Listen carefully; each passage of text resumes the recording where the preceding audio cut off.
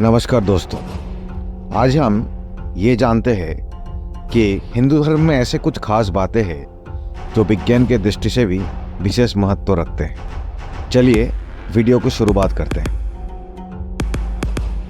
सनातन धर्म, जिसे हिंदू धर्म के नाम से भी जाना जाता है, ये विश्व के सबसे प्राचीन धर्मों में से एक है। ये धर्म जितना प्राचीन है उतना वैज्ञानिक भी है।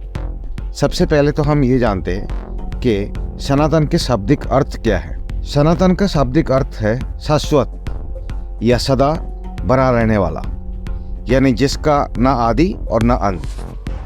सनातन धर्म, जिसे हिंदू धर्म अथवा वैदिक धर्म के नाम से भी जाना जाता है, भारत के सिंधु घाटी सभ्यता में हिंदू धर्म के कई चिन्ह मिलते हैं। ये धर्म ज्ञान रूप से लगभग 12,000 वर्ष पुराना है, जबकि कुछ पौराणिक मान्यताओं के अनुसार हिंदू धर्म को 90,000 वर्ष पुराना भी माना गया है। सबसे पहले शुरू करते हैं हवन के बारे में। हिंदू धर्म में हवन का विशेष महत्व है। प्राचीन काल से ही किसी भी धार्मिक अनुष्ठान में मुख्य रूप में हवन किया जाता है। इसमें आम की लकड़ियाँ, देसी घी, कपूर, लौंग, चावल, ब्राह्मी, मुलेठी की जड़, बहेरा की फल, बेल, नीम, पलाश के पौधा, देवदार की जड़, गुलर की छाल और पत्ती, लोबान, इलायची आदि जैसे कई लाभकारी सामग्री का प्रयोग किया जाता है। हिंदू धर्म में माना गया है कि हवन से सभी प्रकार की नकारात्मक शक्ति समाप्त हो जाता है। वही विज्ञान क्या कहना है कि हवन वायु में मौजूद कीटाणुओं को समाप्त करने में कारगर है। साथ ही इससे व्यक्ति का सांस संबंधी बीमारियों भी राहत मिलता है। तर्क अलग अलग है, लेकिन मान्यता दोनों में ही है, विज्ञान में भी और सनातन धर्म में भी। दूसरा जानते हैं हम तुलसी के लाभ। प्रत्येक हिंदू परिवार में तुलसी का पौधा विशेष रूप से पाया जाता है। साथ ही इसका पूजा भी की जाती है। भोग आदि में तुलसी के पत्तों का इस्तेमाल किया जाता है।